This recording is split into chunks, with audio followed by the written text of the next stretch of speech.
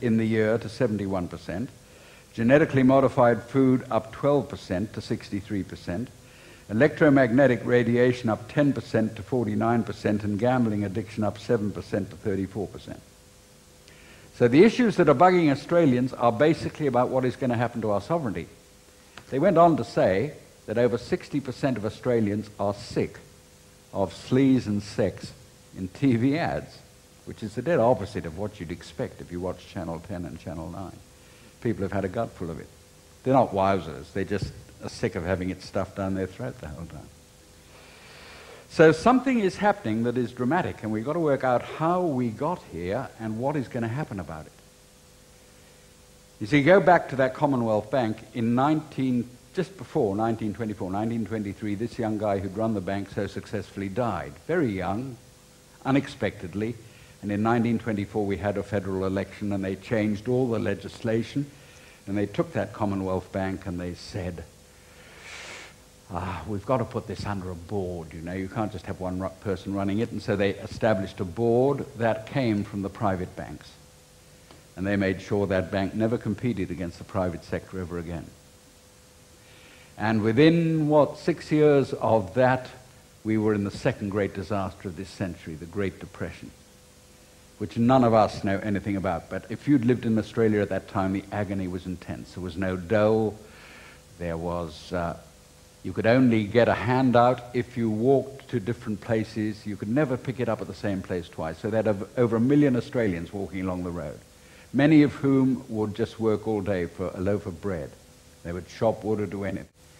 The only thing that kept this nation together was the digger spirit. Everybody was trying to help everybody else, but it was agonizing. And yet there was more production in Australia than ever before. And the Australian Prime Minister at that time couldn't understand it. How can this happen? How can we all starve when we got so much food? How can we actually be jobless when there's so much to do? And he wrote a pamphlet at the time because the British government, which for now was back lending to Australia, sent out 2 emissaries to Australia who said, you've got to pay your debts, Australia, before the people even eat. And so Billy Hughes wrote this on the Great Depression. It's staggering stuff. Nothing better exemplifies the baffling complexity of modern production than the present situation in Australia. Trade is depressed, are unemployed and numbered by tens of thousands who walk the streets of our great cities and tramp the country roads downcast and in many cases dependent for food upon charity. While their country is a veritable Garden of Eden in which blooms in luxuriant profusion almost everything that man could desire, we have a population of a little over 6 million people, many now in sad trouble. Yet we shall produce this year enough wheat to feed 30 millions, enough wool to clothe 100 millions, and meat, butter, dried fruit, sugar, and other kinds of food and raw materials, including minerals and metals, sufficient for double or treble the present population.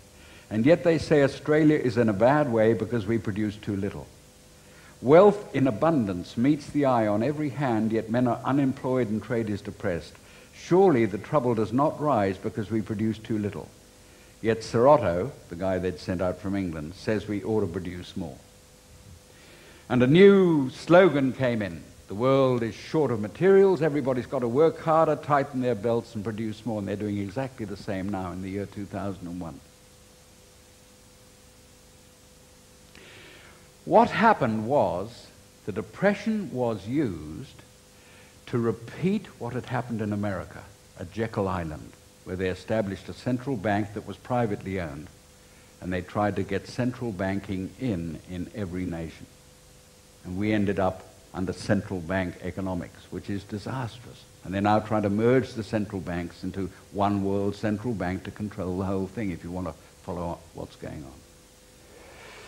So there was design behind it, and this design finally blew out into the open. There was a lot of speculation during the Depression about whether there is a conspiracy or how does the money system work. All the economists said it's not a money problem, it's a production problem. All we've got to do is tighten our belts and export more and get more money back from overseas, and that's going to fix everything up. And the chief economist for the whole of Australia, whose name was Douglas Copeland, held a big meeting in the town hall in Melbourne to give his theory, how to work our way out of the Depression. Tighten our belts, pretty hard stuff if you're starving. Work harder, ridiculous if you can't get a job.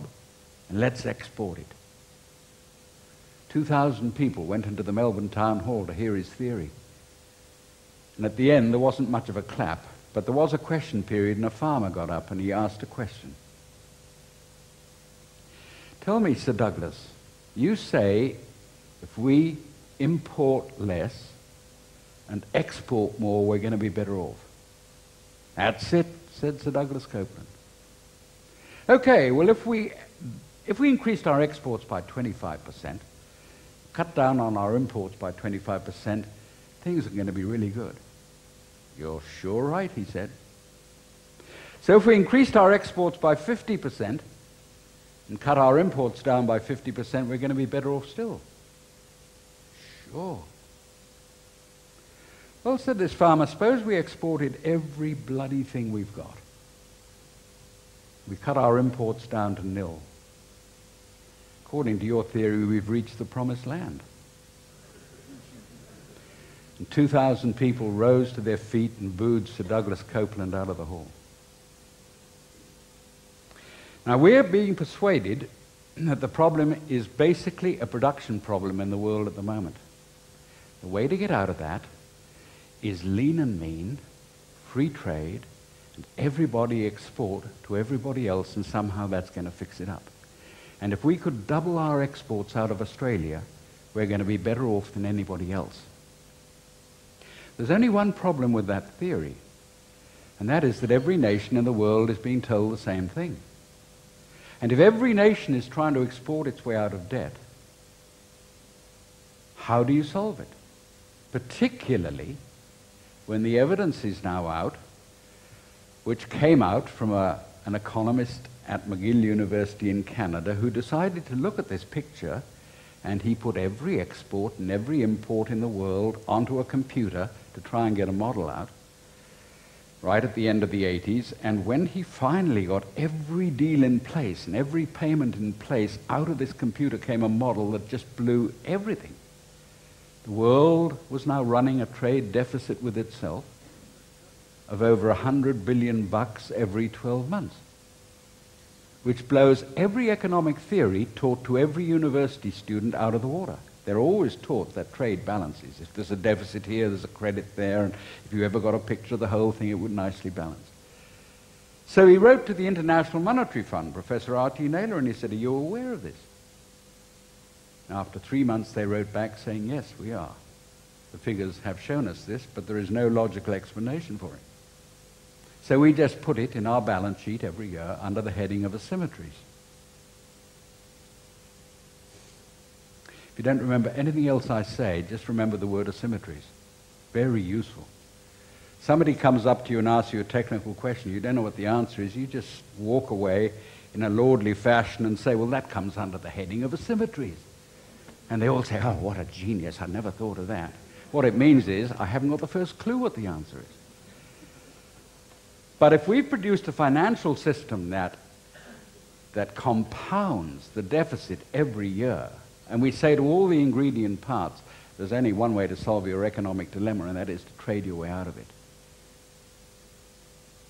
We've got the ingredients for the biggest human conflict of all. So the thing blew out of the water when a top historian in America produced a book in the 60s. His name was Carroll Quigley, Tragedy and Hope.